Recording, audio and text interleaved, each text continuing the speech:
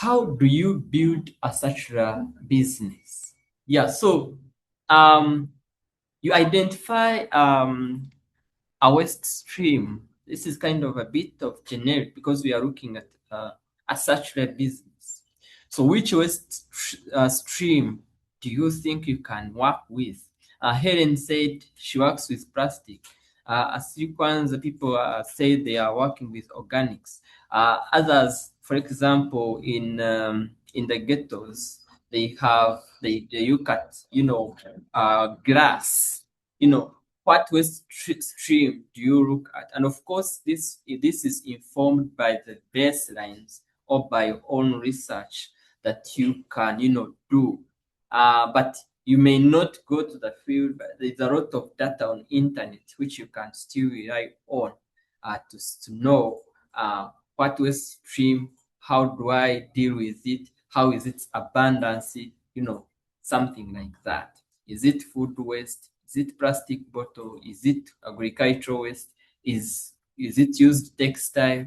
A lot of things. We have entrepreneurs like for example, Maweje Creation. They use used textile waste to repurpose it into cross bags and other beautiful items for people to use or buy. Then after identifying the waste stream, you look at the problem. What is that problem? Because every business must solve a problem, must be hinged on a problem. What problem are you looking at? So the problem is the same as the pain point. What are people facing? When you have a problem and someone comes to, solve it, then you're more than willing to pay for that, to pay that person because they have solved the problem.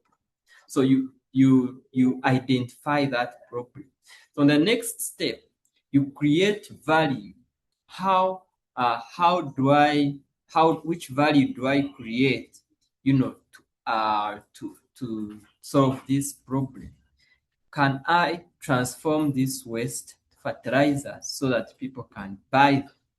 Can I transform this waste into food? For example, growing mushrooms so that people can buy the mushrooms, eat it. Which value do you create? You have to meticulously, synthesize and see which value you can create, because everyone will always pay for the value that is derived from a product. No one will want to buy a product if it doesn't have value for them. Then after that, you build a business model. And in the business model, you look at how much have you put in the product and how much can you sell in that product.